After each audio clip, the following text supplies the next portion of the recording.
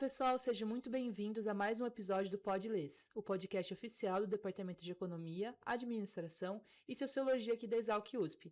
Eu sou a Oriana e esse é o 13º episódio da série Lês em Foco. E eu sou a Ivana e hoje a gente tem o prazer de receber o professor Carlos Eduardo Vian, que é referência nas áreas de economia agroindustrial, história econômica, complexos agroindustriais e com uma forte atuação no setor canavieiro. Professor, para a gente começar, eu queria que você se apresentasse e contasse um pouquinho da sua trajetória, principalmente acadêmica, desde a sua graduação até o seu doutorado, e como essa formação te direcionou para a área de agronomia agrícola e industrial. Vamos lá.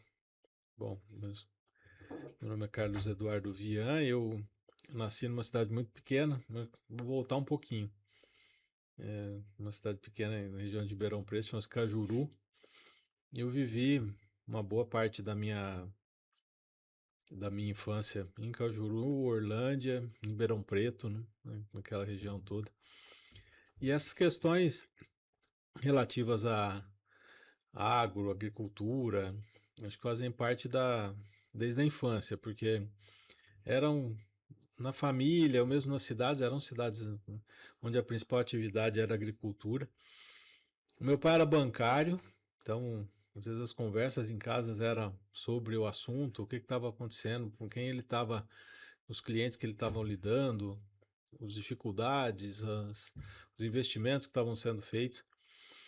E também na escola, né? No meu primário e até o final do antigo ginásio, que seria hoje o Fundamental 2, os meus amigos, os pais ou trabalhavam diretamente com agricultura, agropecuária, ou trabalhavam em agroindústrias. Orlândia era uma cidade, por ser pequena, tinha 3 ou 4 grandes indústrias de alimentos. Então a gente vivia esse mundo. E eu durante muito tempo quis ser agrônomo. Mas acabei olhando um pouco mais para economia. Fui fazer economia na Unicamp, porque naquela época a gente precisava escolher, não havia o vestibular para as duas universidades, ambas estavam na FUVEST. Então eu prestei Unicamp, prestei Unesp, prestei GV, Economia e Administração. Acabei passando na Unicamp, fiz o meu curso lá. Depois fui para São Paulo, trabalhei por um tempo para chegar à conclusão de que eu não tinha condições de trabalhar no mundo corporativo, mas trago uma bagagem desde aquele momento que eu acho que é muito importante até para algumas das disciplinas que eu atuo, né? Então, trabalhei em algumas empresas multinacionais. Voltei depois dessa decisão, voltei para o interior e iniciei mais a minha trajetória acadêmica. Eu fui para fazer o mestrado na Universidade Federal de São Carlos, no Departamento de Engenharia de Produção, muito em função de existir um núcleo ali que trabalhava bastante forte com agricultura canavieira. Fiz o meu mestrado, fui direto para o doutorado, aí eu retornei para a Unicamp para trabalhar no doutorado em elaboração e análise de políticas públicas. Do meio para o final do doutorado, eu já comecei a dar aula em algumas faculdades particulares. Ali eu começo um pouco na minha experiência com o curso de administração. Eu demorei alguns anos a chegar num curso de economia, porque eram menos opções, menos oportunidades. Trabalhei em algumas instituições privadas da região de Campinas. Trabalhei aqui em Limeira, cheguei a coordenar um curso de economia lá. Até que em 2003 para 2004 eu prestei o concurso aqui na Exalc e vim para cá, né, para trabalhar. E isso coroa, vamos dizer assim, essa trajetória, né, porque todo o meu processo entre mestrado, graduação, mestrado e doutorado já entrou para uma linha do que eu chamo de economia agroindustrial. Durante a graduação, como eu não conseguia fazer uma disciplina eletiva que eu queria muito ter feito, que era economia agrícola, eu acabei fazendo economia industrial, onde eu tomei contato com temas de análise de estrutura de mercado, análise de cadeias produtivas, e apliquei isso para a agroindústria, que era algo que pouco se fazia ainda naquela época. E depois no mestrado e doutorado eu dei sequência para esse processo. E vindo para cá eu continuei com essa mesma linha de pesquisa e por força do meu concurso eu comecei a olhar um pouco mais para a história. Então, até alguma coisa que eu não tinha feito até aquela época, né? Entender um pouco da história dos setores, a sua gênese em termos de tecnologia, organização, né? Então eu venho construindo umas linhas de pesquisa em torno desses temas. E é para a Exalc chegando na Exalc para mim foi extremamente importante. Eu brinco hoje que eu sou o economista que virou agrônomo. Tá tudo muito ligado, né, de uma certa forma também. Não existe agro sem economia também. Então, o senhor também tem uma forte atuação na área de políticas públicas, né? E poderia compartilhar com a gente como foi essa construção da sua carreira ao longo dos anos nas políticas públicas e quais momentos ou experiências foram bastante marcantes na sua trajetória?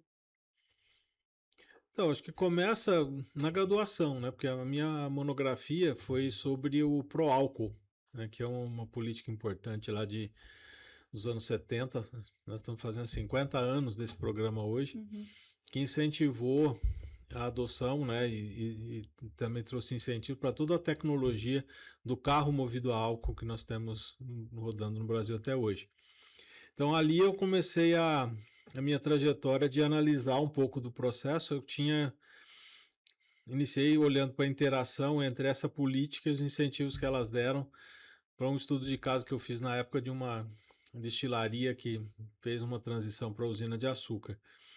Depois, no mestrado, eu continuei com essa temática, né, trabalhando aí a interação entre as estratégias das empresas e como que as políticas públicas acabavam definindo ou não, né, o alcance dessas estratégias. No doutorado eu faço aí uma inovação, porque eu fui olhar para um outro aspecto. Hoje tem toda uma temática, né? Hoje no colega nosso professor Caio estuda isso de uma forma mais detida, que é como que as empresas interferem na política, né? Nas políticas públicas. Então no doutorado eu olho um pouco para como que ao longo do tempo, além de adotarem as suas estratégias, como que as empresas do setor sucrocoleiro ou canavieiras, elas interagiram no sentido de moldar as políticas de biocombustíveis, como que as políticas foram elaboradas, como que elas trabalharam, algumas pró, outras contra o processo de desregulamentação. Comecei a trabalhar um pouco nessa interface mais política das empresas, via associações, via sindicatos de empresas, e nessa interação com o Estado, no sentido de definir e dar um direcionamento para as políticas que estão sendo implementadas. Depois eu caminhei um pouco para, por exemplo, o Programa Nacional de Biodiesel, onde nós fizemos análises parecidas, né, de entender o porquê aquele programa estava sendo implementado, quais seus interesses, os instrumentos, se eles estavam sendo adequados ou não. Né, a gente fez esse encaminhamento. E mais próximo agora, num passado mais recente, eu caminhei nesse mesmo sentido para indústria de máquinas agrícolas, que a gente descobriu um setor com pouco estudo. Eu participei de um programa grande que chamou-se Perspectivas dos Investimentos no Brasil, que foi liderado pelo Instituto de Economia da UFRJ, em que se avaliou 40 setores no Brasil. E eu fiz exatamente o setor de máquinas agrícolas, entendendo como que políticas como Moder Frota e outros programas de financiamento moldaram, vamos dizer assim, o desempenho da política, o próprio crédito, política de crédito agrícola, moldaram e incentivaram o crescimento da indústria de máquinas no Brasil ao longo do tempo. Então, essa é sempre uma curiosidade que eu tenho, né? Hoje eu tenho olhado muito para as políticas aí de como que as políticas ambientais, não tanto só na política pública, mas iniciativas também de parte de alguns setores econômicos, né? Eu tenho me debruçado muito hoje sobre a parte de ESG, como que bancos e outros instrumentos, né, ao definirem uma série de concessões ali, de regras para conceder crédito, estão incentivando as empresas a adotarem práticas ambientais de governança sociais mais mais corretas. Então, muito nessa interação sempre entre os agentes, as suas formas de organização, as estratégias, né? Esse pacote é para onde eu costumo olhar sempre. Muito interessante. E agora a gente, olhando um pouco mais para sua trajetória na Exalc, você já foi coordenador do curso de Ciências Econômicas e atualmente é o vice-coordenador da pós-graduação. E a gente queria saber como você vê a formação, a evolução do curso e da formação do economista aqui dentro do Exalc. Acho que o curso ele é muito bem desenhado, né? Ele não tem tido, por um bom período ele não pôde passar por mudanças mais significativas. Hoje a gente tem uma estrutura que permitiu fazer algumas atualizações importantes no curso, começando a criar algumas disciplinas optativas, né, que auxiliam nesse processo. Eu vejo como um marco importante a própria criação do curso de administração, que permitiu trazer para o aluno de economia uma opção de fazer disciplinas da área de administração, né, que eu vejo como relevantes. Então, olhando hoje, por exemplo, a administração financeira, né, era uma coisa que onde é uma área onde os economistas costumavam atuar, mas geralmente com o economista, quando ele entra na empresa, ou ele vai para finanças, ou ele vai para a parte de tesouraria, né, ele vai trabalhar com números e muitas vezes sem uma noção, né, em alguns cursos, sobre prévia de como essas coisas funcionam. Então, essas interações entre os dois cursos, eu acho que o mesmo acontece para a administração, Sim. possibilidade de ter uma formação bastante forte em economia. Eu acho que é um diferencial que a gente tem no curso nos dois cursos aqui na Exalc. Então, acho que nós superamos os grandes desafios, né, que estavam muito balizados aí no corpo docente, nas limitações que a gente tinha. Hoje eu acho que o curso está muito bem estruturado, né? Tá caminhando, permite uma boa formação. E eu acho que os resultados, eles aparecem pela própria situação dos egressos, né? Quando a gente olha hoje, nós temos egressos que estão sendo rapidamente inseridos no mercado, né? Isso é uma realidade. E também a gente vai vendo que ao longo do tempo as pessoas têm destaque, né, nas suas profissões, estão assumindo desafios interessantes. E acho que isso mostra o resultado do curso, daquilo que a gente está fazendo dentro de sala de aula. E acho que um diferencial que a gente tem só aqui, e isso que vale também acho que para os dois cursos, que é a questão dos grupos, a questão dos grupos de estágio, dessas oportunidades, né, de interação que os alunos têm, que permite que já aí no segundo, terceiro semestre, os alunos comecem a fazer atividades e tem interação junto às empresas, tem interação junto ao mercado, já comecem a assimilar um pouco dessa parte mais prática. É o que, por exemplo, eu nunca tive na Unicamp. Todos os estágios internos que existiam eram, pelo menos naquela época, em questões bem mais de pesquisa ou de questões mais teóricas, né? Então a gente ficava muito longe do mercado. Perfeito. E essa parte de extensão da Exalc, de fato, é um dos nossos diferenciais, porque ajuda a ter o contato mais, como você disse, como profissional mesmo, né? E ter uma experiência de trabalho antes de chegar na empresa e já chegar mais bem preparado para processo seletivo e concorrer a esse tipo de vaga. Eu acho que isso dá um dinamismo, né? Permite que o aluno tenha iniciativa, que faça coisas, né, por si só, né?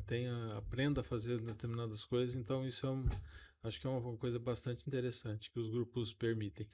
Com certeza, também os grupos de extensão, estágios aqui são muito plurais, tem alunos de todos os cursos, né, de economia, em alguns cursos de alguns grupos de extensão de agro, eu sou de ciência dos alimentos e estou aqui no LES, então é bem legal poder ter essa pluralidade, né, e essa diferenciação para que todos nós conseguimos ver o agro e também as diferentes áreas da Exalc. Então, Que vai ser uma interação que vai ocorrer lá fora, né? Dentro da empresa você vai trabalhar com pessoas de diversas áreas, né? Quem vai para o mercado financeiro, por exemplo, vai encontrar economista, administrador, engenheiro aeronáutico. Tem que aprender a conversar com todo mundo. com certeza.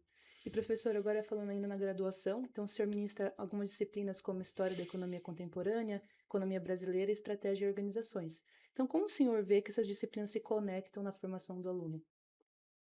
Quando eu entrei aqui, eu até tinha uma atuação bem mais ampla, né? Ao longo do tempo, nós tivemos a contratação de alguns colegas, como a professora Eliana Terce, professora Dalmir, que assumiram algumas disciplinas dentro do que a gente chama o eixo de História Econômica, né? Que começa com História Econômica e passa por História do Pensamento, Economia Política, Formação Econômica 1 e 2 e termina com Brasileira. Então hoje eu estou no começo e no fim. Antes eu fazia o percurso todo, né? Dividimos isso, essa é importante, inclusive, por conta do aluno ter contato com docentes diferentes dentro de um mesmo eixo de disciplinas. Então, a importância hoje que eu vejo a gente fez várias reformulações ao longo do tempo. Hoje em História, o principal objetivo é a gente tentar entender, é um período muito amplo, né? Mas tentar entender como nós chegamos no mundo em que a gente vive hoje, como que os processos industriais foram, com o tempo, absorvendo uma série de atividades, como que a indústria tem uma importância enorme, né, na vida de todos nós, e também entender um pouco como que esse desdobramento tecnológico se relaciona com questões ambientais, com questões sociais, né, que a gente foi estruturando ao longo do tempo. E a gente sempre termina o curso com uma reflexão de para onde nós estamos indo, quais são os desafios, né? Então a gente fala aí das questões sociais, ambientais, todos os países de uma forma ou de outra estão enfrentando desafios que são ligados a esses temas. Então é um grande panorama e talvez uma abertura, né, para o aluno poder entender ali, ó, para onde eu vou, como é que esses problemas vão estar no meu dia a dia daqui para frente. Aí eu volto lá na frente, no caso do curso de Economia, em Economia Brasileira Contemporânea, onde a gente vai olhar de uma forma setorial como que a economia brasileira mudou, principalmente no final dos anos 90 para cá.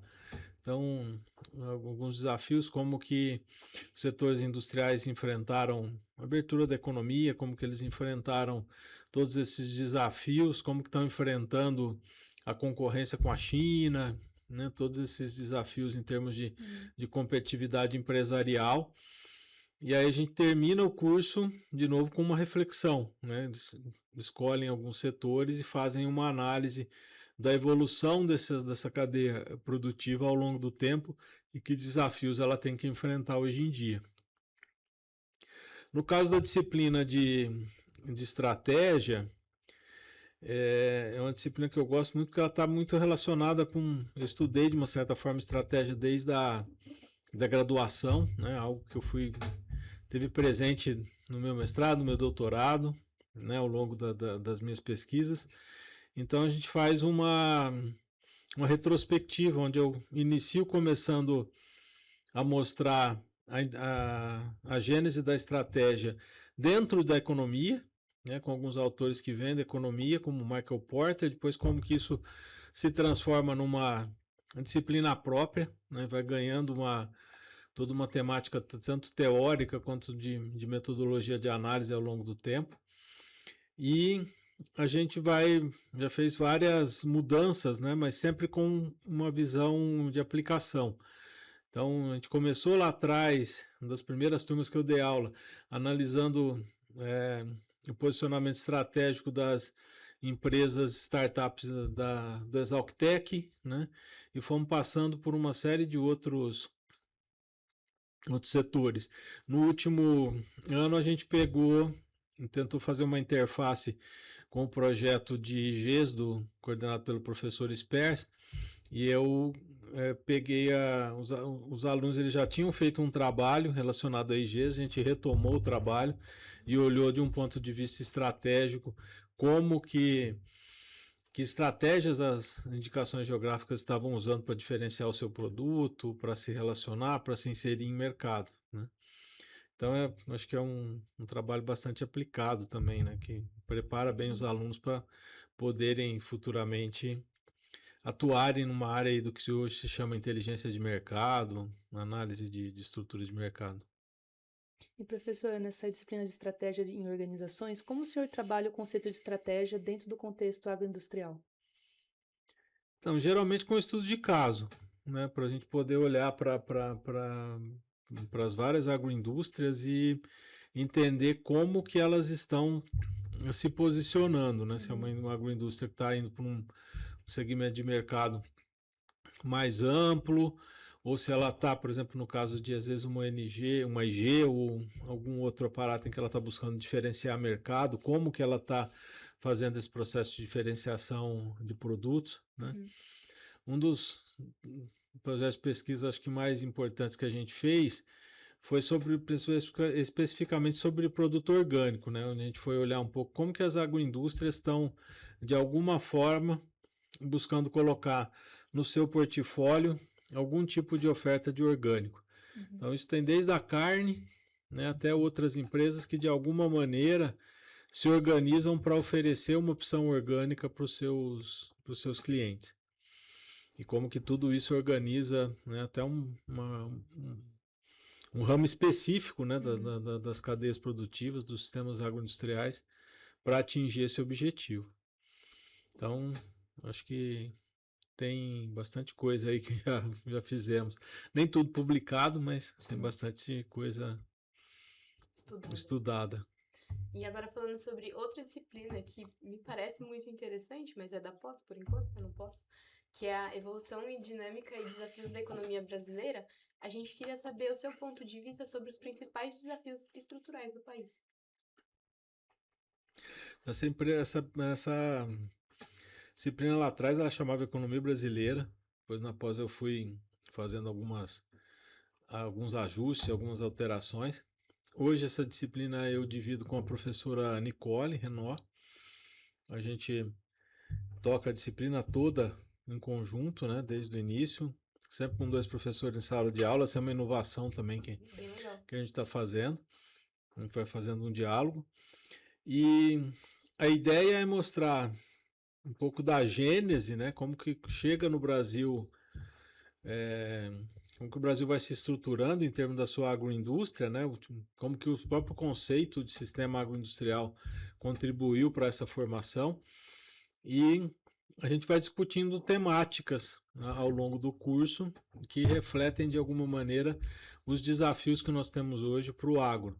Então passa-se pela questão ambiental, pela questão social, pelas políticas de segurança alimentar, como que essas políticas definem de alguma maneira as necessidades que a gente tem de organizar as cadeias produtivas para uma oferta de alimentos em quantidade, mas também em qualidade, né, para atender a todas as necessidades das pessoas, né? A gente olha também um pouco para os desafios externos, por exemplo, como é que está aí a questão concorrencial, né, com outros países que estão avançando, né, também nas suas produções agrícolas. O Brasil é sempre um grande exportador, mas estão surgindo novas opções, novos concorrentes.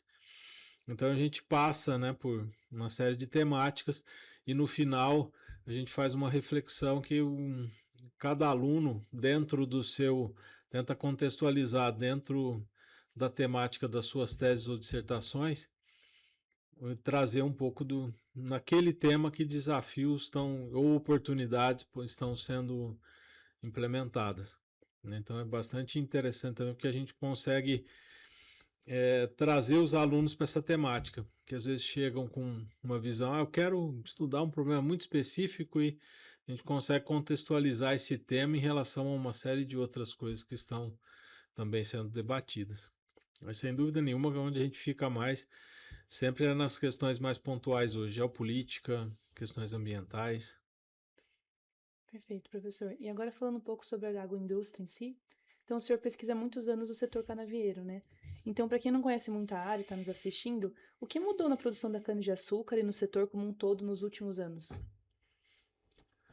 O setor canavieiro passou por uma primeira fase de mudança bastante grande nos anos 90, quando a gente sai de uma situação em que o setor era totalmente controlado pelo Estado, via Instituto do Açúcar e do Álcool.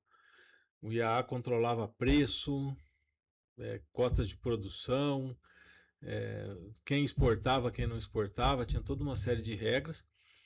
Esse tipo de intervenção ele deixa de ser possível com a mudança da Constituição de 88, e esse é o primeiro grande momento de mudança. Durante os anos 90, o setor teve que aprender a andar sem o IAA. Então, buscar mecanismo de formação de preço, que foi a criação do Consecana, buscar formas de inserção internacional, que foi as empresas tiveram que aprender e criar setor de importação, de exportação, aprender, né, como se relacionar com as grandes traders, porque isso era feito tudo pelo IAA ou pela Copersucar, em alguns casos. Esse é um primeiro momento e é onde as empresas passam também a adotar estratégias diferentes, né? Geralmente as usinas eram ali unidades produtoras de açúcar e de etanol. E aí as empresas começam a buscar estratégias, começam a produzir novos produtos, começam a entrar no mercado. É um momento muito rico para se estudar. Depois, a gente tem um momento de boom, já nos anos 2000, onde o setor parecia que ia crescer muito. Mas a crise de 2008 e uma série de outros fatores acabou não viabilizando muito esse processo. Hoje acho que a partir de 2008, daí para frente, acho que a grande mudança a ser olhada no setor é a mudança técnica. Então nós tivemos o processo principalmente de mecanização, principalmente a mecanização da colheita da cana, que foi uma mudança muito grande, que as usinas passaram a usar máquinas, tiveram que reduzir o número de trabalhadores que eram empregados nessa atividade, treinar a mão de obra para movimentar essas máquinas, pilotar essas máquinas que são grandes caras, né? Isso vai com o tempo também chegando na agricultura de precisão, porque as máquinas passam a ter sensores e mecanismos que coletam informações, que permitem um melhor gerenciamento do processo agrícola ao longo do tempo. Isso trouxe muito aprendizado. Novas pragas surgiram, coisas foram mudando, né, ali ao longo do tempo, e o setor passou por uma grande reformulação. Agora, mais recentemente, a gente está vivendo uma nova movimentação tecnológica dentro da indústria. Então, hoje a busca de estruturas para se usar os resíduos, né, muito por conta da questão ambiental, mas se usar resíduos que antigamente eram um problema, por serem poluentes e tudo mais, para gerar novos produtos ou novos biocombustíveis. Então, o uso da vinhaça hoje, que vai passar por um processo de biodigestão, vai gerar biogás, biometano, vai gerar CO2, gera no final um adubo orgânico bastante importante, né, que está melhorando a situação dos canaviais. Então, as usinas estão mudando muito nesse panorama. A gente teve muita modernização técnica na agricultura e hoje temos muita modernização no ramo industrial. Então, isso tem sido bastante interessante. Um tema que eu ainda não tive fôlego para estudar e que acho que também é muito rico dentro do setor é o tema das organizações dentro da cadeia. Que nesse processo como um todo, e principalmente nessas modernizações, foram muito importantes. Por exemplo, na cana a gente tem grupos específicos formados pelos gerentes de RH que discutem questões de pessoas dentro do processo. Esse processo de mecanização foi muito importante porque tem um grupo de mecanização que reúne os gerentes agrícolas e técnicos de mecanização das usinas, junto com representantes das usinas, das empresas de máquinas, para discutir os desafios da mecanização, para apresentar tecnologias, testes que eles estão fazendo. Então tem uma troca de ideias e troca de informações muito grande dentro do setor a partir desses grupos, que eu nunca vi em nenhum outro setor especificamente. Eu acompanho isso um pouco à distância, mas nunca tive ainda fôlego para organizar uma pesquisa sobre o papel realmente que esses grupos têm, mas é um tema que eu acho que precisa ser estudado aí no futuro. E professor, hoje o Brasil ainda mantém sua competitividade no açúcar e no álcool? Quais são os principais desafios atuais dentro do setor? Nós estamos mantendo talvez a gente não tenha concorrentes hoje, porque em termos de produção, a gente sempre está concorrendo principalmente com a Índia, mas a Índia é uma outra realidade tecnológica. Eles têm regras lá muito específicas, então eles não têm a mesma capacidade tecnológica, a mesma eficiência que a gente tem aqui no Brasil. Hoje eu acho que os principais desafios eles estão se colocando em termos das tendências de mercado, principalmente de mercado consumidor. Então hoje a gente tem em muitos países um movimento de uma redefinição do papel do açúcar na alimentação das pessoas. Então na Europa, mesmo nos Estados Unidos, em outros lugares, já se começa a discutir, olha, precisamos diminuir um pouco a ingestão, principalmente o açúcar que a gente ingere de forma indireta nos produtos alimentícios, nas bebidas e tudo mais. Então esse acho que é um desafio que vai se colocar nos próximos anos, né? Essa mudança de dieta que vai redefinir um pouco esse papel do açúcar. Eu acho que um caminho é ampliar também, um outro desafio é ampliar essa utilização de produtos para as usinas. A gente tem usinas que já são eficientes, mas ainda temos um caminho a fazer em geração de energia, cogeração de energia, uso, produção de bioinsumos e outros aspectos, né? São caminhos que vão melhorar a eficiência como um todo, né? E acho que um pouco da questão de acesso aos mercados em alguns mercados internacionais que a gente hoje não está conseguindo acessar de forma direta, né? Porque a gente exporta hoje a gente exporta muito para o Oriente Médio. Lá esse açúcar é refinado e depois ele vai para a Europa. Quer dizer, acho que é alguma forma da gente trabalhar esses mercados de uma forma mais direta também vai ser algo bastante importante. E sem dúvida nenhuma, aí eu acho que é o primeiro da lista, o impacto que as mudanças climáticas vão ter. Né? A gente está vendo aí a necessidade de adequação, de incorporação de algumas novas tecnologias e mesmo de adoção de variedades mais resistentes para enfrentar esse clima adverso que a gente tem tido aí, que uma hora chove demais, uma hora fica muito tempo seco. Eu acho que essa questão do clima é que todos os estudos são muito baseados em suposições, né? A gente não sabe de fato como as coisas vão acontecer e que velocidade daqui para frente. Então, eu imagino que seja um grande desafio mesmo lidar com isso sem grande A gente tem uma tecnologia hoje, né, e tem modelos agrometeorológicos, né, o professor Fábio Marinha, que é uma referência nisso, que mostram toda a evolução, né, e como que as coisas estão realmente se alterando hoje. A gente pode realmente, a partir dos dados, dizer, olha, estamos tendo mudança no clima. Podemos até discutir se é só impacto do homem, se tem outras mudanças também que são mais ligadas à mudança da natureza, mas o fato é que o clima está mudando. Agora, é sempre muito difícil prever realmente tudo que vai ser feito lá, mas olhar para os dados e olhar para os modelos permite a gente ter uma noção de que, olha, esse comportamento pode existir, o que eu posso fazer para reduzir esse risco? Acho que esse é um pouco do papel, né? As seguradoras vão ter que fazer esse tipo de análise, né, para seguro agrícola ou mesmo para a área social, porque, olha, o risco de eventos climáticos extremos, aí como chamam, né, de chuvas muito fortes, de alagamentos, de variações muito grandes de temperatura, ele aumentou. Então, como que eu minimizo esse risco? Como que eu minimizo perdas a partir desse risco? É isso que a gente vai ter que aprender a fazer, né?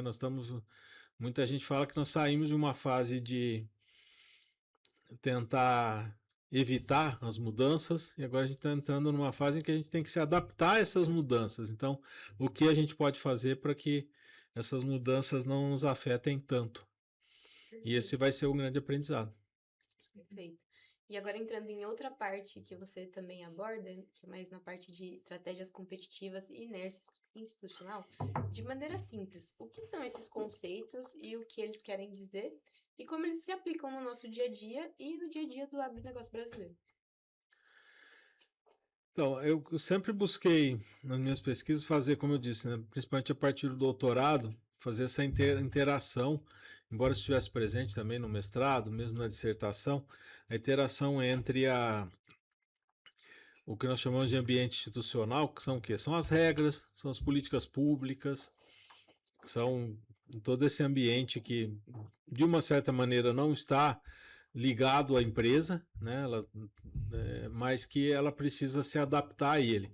Então, eu sempre tento mostrar que a empresa individualmente talvez não faça muito nessa relação, mas a partir do momento que a empresa se liga a uma associação e essa associação tem uma atuação política, tem uma atuação junto ao Estado, junto à Câmara dos Deputados, para discutir leis ou para evitar alguma lei propriamente dita, né? A gente tem esse processo.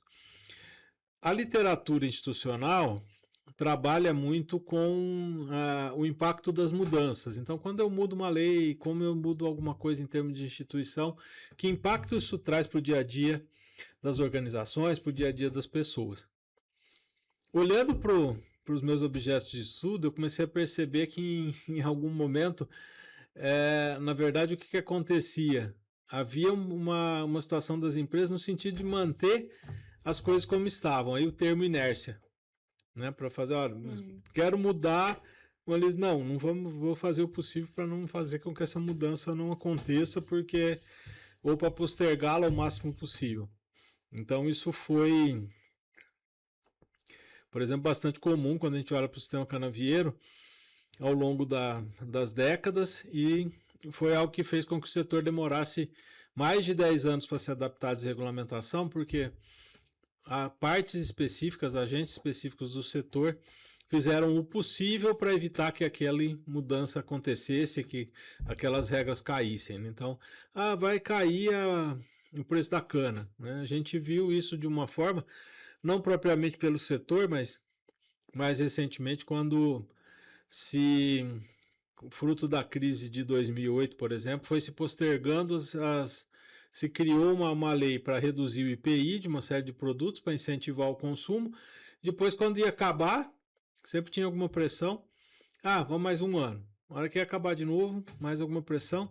Então, a gente foi postergando aquilo por um período relativamente grande. Isso depois teve repercussões negativas mais à frente. Então, essa lógica disso é sempre para tentar mostrar que existe sim, às vezes, uma ação empresarial das organizações para mudar regras, quando isso lhes interessa, mas quando também tem alguma mudança de regra que não é do seu interesse, elas têm mecanismos específicos para fazer com que essa mudança não ocorra num determinado momento ou seja postergada. Então, eu costumo olhar para essa coisa. Existe a mudança institucional, mas às vezes também existe a inércia. E ela existe porque alguém está se beneficiando para isso. Alguém está ganhando com esse processo. Perfeito. E anteriormente a gente já falou da importância dos grupos de extensão aqui da Exalc, e agora a gente quer que o senhor conte um pouquinho mais sobre o grupo que você coordena, que você está até uniformizado, e em que partes ele atua.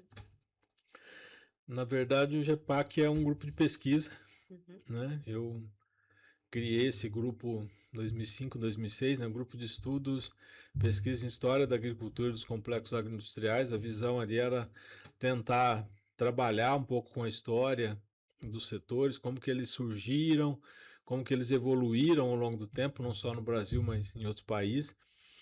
Então, eu tenho bastante apreço, grande parte do que eu fiz está no escopo desse grupo. Em termos mais de extensão, tem um outro braço, que é o GEDES, que é o grupo de estudo, hoje ele chama-se de Desenvolvimento Sustentável. Quando ele surgiu, ele chamava Grupo de Estudos em Desenvolvimento Econômico e Social, que sempre teve uma preocupação de olhar para algumas questões e a gente fazia trabalhos principalmente de extensão para divulgar o que eram produtos orgânicos, para falar, escrever sobre desenvolvimento econômico, o que causava ou não o desenvolvimento econômico. Ele foi bastante ativo por um determinado período. Depois nós passamos a ter um pouco de dificuldade no recrutamento de alunos. Ele ficou um pouco inerte aí por algum tempo. E agora eu retomei até um pouco por conta das pesquisas e da análise em termos de ESG. Então, dentro desse grupo hoje existe uma estrutura um pouco mais efetiva, né? A gente está criando o que a gente chama de um observatório, que é olhar para o que as empresas estão anunciando que são ações efetivas em termos de sustentabilidade. Então, estou adotando uma nova tecnologia, a gente está montando uma estrutura para captar isso e divulgar essas iniciativas e como elas estão sendo feitas. A ideia é, no futuro, ter um banco de dados suficientemente grande para poder fazer outras análises, né? Então, isso foi se estruturando. E hoje tem 2 projetos de extensão que não necessariamente se coordenam com as atividades desses 2 grupos, que são o Boletim de Cesta Básica e o Boletim de Conjuntura Industrial. Da Cesta Básica, na verdade, ele nasceu lá atrás por iniciativa de outros professores, ele ficou muito tempo com outros grupos e a gente assumiu depois da pandemia, que o projeto tinha parado, e é um projeto muito importante. O objetivo dele é coletar preços, né, de uma cesta de 40 produtos aqui na cidade de Piracicaba, em uma série, hoje nós estamos com 10, acho que aumentando para 12 supermercados e atacarejos aqui na cidade. A gente publica esses resultados mensalmente, além dos boletins que a gente chama de especiais. Então tem agora, a gente está começando a coletar o da Páscoa, depois tem o das festas juninas, depois no final do ano de Natal. E essas publicações sempre estão aí na imprensa, tem uma repercussão interessante. E o boletim de conjuntura é um pouco mais ligado com a indústria especificamente. Aí a gente faz uma análise de uma série de indicadores que mostram o desempenho das indústrias, em termos de geração de emprego, produção, utilização de capacidade, expectativas dos empresários, né? E agora nós estamos passando por uma pequena reformulação, ele vai deixar de ser mensal e deve ser publicado a cada 3 meses. Professor, o senhor também atua no GEDES, como o senhor falou, e já participou de grupos ligados a políticas públicas e segurança alimentar também, né? Então, como esses grupos, o senhor entende, né? Como esses grupos contribuem para a formação dos alunos aqui na Exalc? Eu acho que trazem uma perspectiva, principalmente por trazer uma perspectiva diferente. Né? Então, por exemplo, acho que hoje, na parte de olhar para a indústria, acho que sou o único docente hoje que olha tanto para outros olham para aspectos mais industriais, mas com foco mais específico de preços, né, de alguns indicadores. Eu resgatei essa utilização de olhar um pouco para a indústria, seja a indústria de máquinas, indústria de equipamentos, né, que estão relacionadas ao agro ou não. Nós estamos fazendo também um pouco desse olhar mais regional. Então, acho que traz uma opção para o aluno olhar para alguns outros segmentos em que a gente não trabalhava tanto. No GEDES, a gente está olhando um pouco mais para a questão de sustentabilidade, mas sempre com o olhar da sustentabilidade ligado com as organizações, pequenas, médias ou grandes. Ou seja, como que acho que o nosso objetivo principal hoje é entender, tudo bem, a gente precisa fazer uma série de modificações, mas quais os desafios dessas modificações? Né? Nem sempre a gente muda tudo, processo produtivo principalmente, logística, nem sempre a gente muda isso de forma tão fácil e tão rápida. Então a gente está tentando trazer um pouco dessa perspectiva. Então acho que abre um pouco dessas possibilidades de entender e depois de no mercado atuar um pouco nessas áreas, né, e trabalhar um pouco com essas questões. E além da sua atuação acadêmica, você participa de conselhos, comissões, também no Conselho Regional de Economia. E como você acha que essa vivência fora da sala de aula, e até pensando nessa atual, mas naquela que o senhor teve no setor mais... quando você se formou lá na economia, que você falou que não quer mais trabalhar, como você acha que complementa a sua atuação como professor hoje? Eu acho que contribui para uma discussão mais aplicada, né? Porque eu consigo hoje, né, em termos de algumas discussões, saber e ter uma noção do que aquilo está repercutindo do lado das organizações. que eu tive lá dentro, né? Então, nesse período que eu trabalhei, que foi um período não muito longo, né? Eu fiquei 5 anos na iniciativa privada, mas foi um período muito rico, onde a gente pegou ali abertura da economia, lançamento do Plano Real, né? A gente viu na prática como que é dentro da organização essa necessidade de você se adaptar, né? De se adaptar a essas mudanças, que é algo que está acontecendo hoje, por exemplo, com as mudanças na legislação tributária. Chegaram aí uma série de questões e as empresas estão tendo que mudar isso, tem prazo, e nem sempre isso é fácil. Então, acho que tem essa possibilidade, essa integração de entender melhor e poder expor essa posição para os alunos. O fato de também ter um diálogo mais claro, acho que quando a gente está trabalhando com a iniciativa privada, a gente sabe fazer um pouco melhor as perguntas certas, né? Porque sabe o que acontece lá do outro lado da mesa. Então, acho que isso tem uma contribuição importante. Do ponto de vista, principalmente de políticas públicas, né? Eu tive a oportunidade de participar de alguns fóruns, de algumas discussões. Isso também me traz uma bagagem de saber como é que uma política está sendo discutida, né? O que se debate num processo, e nem sempre são as questões técnicas, tem as questões de interesse, tem as políticas, né? Tem uma série de outras coisas que estão envolvidas nisso. Eu acho que tudo isso enriquece a forma como a gente consegue trabalhar com essas temáticas todas. E professor, agora olhando para o futuro, quais são os grandes desafios para o desenvolvimento econômico brasileiro? Eu acho que o principal desafio do desenvolvimento econômico brasileiro é a gente superar a nossa estrutura de uma economia primária exportadora. Esse é um tema que eu ouvia lá na graduação, né, que já se falava nisso, que o Brasil exportava produtos primários, e ao longo do tempo, de uma certa maneira, a gente manteve isso. Nós chegamos a melhorar, mas infelizmente retrocedemos. E hoje, quando a gente olha para a nossa situação, a gente é um país que exporta produtos primários, né? A gente exporta minérios, celulose, né? Mas a gente não consegue avançar muito em termos de avançar elos da cadeia, em termos de agregar valor e fazer alguns outros processos e ter uma inserção internacional nesse sentido. Hoje aparecem oportunidades que são relevantes e acho que a gente precisa aproveitar essas oportunidades, mas tentando evitar de não ficar só nos elos primários. Então hoje fala-se, por exemplo, de energia. A gente tem um potencial enorme de fornecimento de energia barata e sustentável. Só que nós precisamos usar essa energia e tentar atrair empresas, como se diz na economia industrial, adensar as cadeias produtivas, no sentido de ter o maior número de elos possíveis dessa cadeia aqui dentro do Brasil, em que a gente possa fornecer energia, infraestrutura, matérias-primas para que a gente exporte produtos com maior valor acabado e não simplesmente os produtos primários. Esse eu acho que é um dos nossos grandes desafios. Além dos outros que também já são citados, né, que ainda, infelizmente, estão aí, como as questões sociais, um pouco das desigualdades regionais. Acho que a gente melhorou muito. Isso é algo que eu acho que a gente precisa superar.